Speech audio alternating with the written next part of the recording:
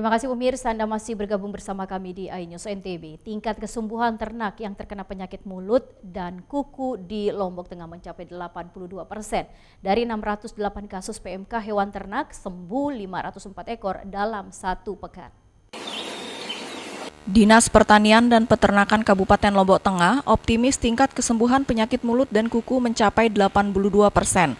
Hal ini dibuktikan dengan jumlah kasus pertama pertanggal 18 Mei 2022 berjumlah 608 ekor, kemudian sembuh 504 ekor dalam 1 minggu. Seiring tingkat kesembuhan yang tinggi, kasus PMK di Lombok Tengah juga terus meningkat.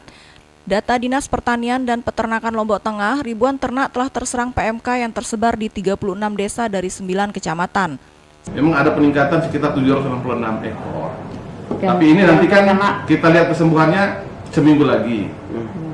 Jadi kita menunjukkan rate tingkat kesembuhannya 82%. Jadi ini kita optimis dari serangan minggu lalu. Untuk meningkatkan pengawasan hewan ternak, pemerintah Kabupaten Lombok Tengah telah mengeluarkan surat edaran kecamatan dan desa untuk berkoordinasi terkait penanggulangan PMK ini. Dari Lombok Tengah, Emma Widiawati, iNews melaporkan.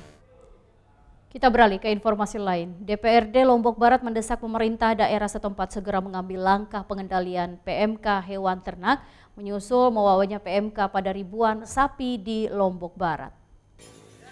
Merebaknya wabah penyakit mulut dan kuku pada hewan ternak sapi yang terjangkit di 2 kabupaten di NTB baru-baru ini tak luput juga dari perhatian wakil rakyat di Lombok Barat. Terkait wabah PMK hewan ternak ini, Wakil Ketua DPRD Lombok Barat angkat bicara dan mengingatkan pemerintah lebih tanggap untuk segera melokalisir wabah PMK di daerah, apalagi wabah PMK telah merambah ke Kabupaten Lombok Barat dengan meminta Pemda segera menambah dosis vaksin. 2 hari sebelum masuknya wabah PMK hewan ternak ke Pulau Lombok terjangkit, Dinas Peternakan dan Kesehatan Hewan NTB dan Lombok Barat telah menerima surat dari Kementerian Pertanian RI soal merebaknya wabah PMK di Jawa Timur dan Aceh. Selain itu, Wakil Ketua DPRD Lombok Barat juga mendesak dinas terkait segera mengendalikan wabah PMK hewan ternak jelang Idul Adha dan pemberangkatan menyusul meningkatnya permintaan daging. Sebelum Idul Adha akan ada momen itu tadi ziarahan, buka ziarahan, kan kebutuhan daging kita pasti juga meningkat.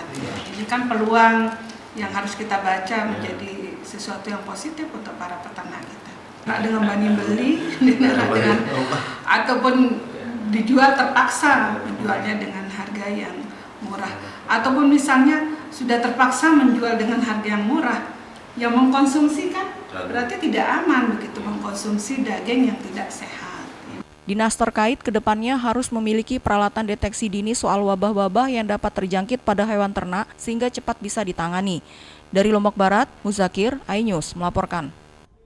Kita beralih ke informasi lain pemirsa. Setelah 9 tahun vakum, puluhan atlet dari Pulau Lombok dan Pulau Sumbawa ikut dalam kejuaraan catur Provinsi NTB. Sebanyak 93 pecatur dari Pulau Lombok dan Sumbawa mulai bertanding di Aula Madrasah Sanawiyah Negeri Selong, Lombok Timur, Jumat pagi. Mereka mengikuti 12 nomor yang dipertandingkan dalam kejuaraan catur tingkat Provinsi NTB ini. Kejur Prof ini kembali digelar tahun ini setelah sempat vakum selama 9 tahun. Kejuaraan ini diharapkan bisa memacu para atlet untuk berprestasi sekaligus persiapan untuk mengikuti kejuaraan catur di tingkat nasional. Saya harapkan Kejur Prof ini sebagai salah satu trigger untuk memicu dan menumbuh kembangkan prestasi mereka sehingga ke depan mereka bisa bersaing menjadi pecatur-pecatur andalan baik untuk daerah kita maupun di tingkat nasional. Pertandingan berlangsung selama 5 hari dari Jumat sampai Selasa. Pertandingan ini dilaksanakan dengan sistem Swiss dengan 9 babak disesuaikan dengan jumlah peserta. Dari Lombok Timur, Ramli Nurawang, iNews melaporkan. Pemirsa, usai jeda pariwara berikut kami akan kembali hadir dengan beragam informasi lain. Tetap bergabung bersama kami.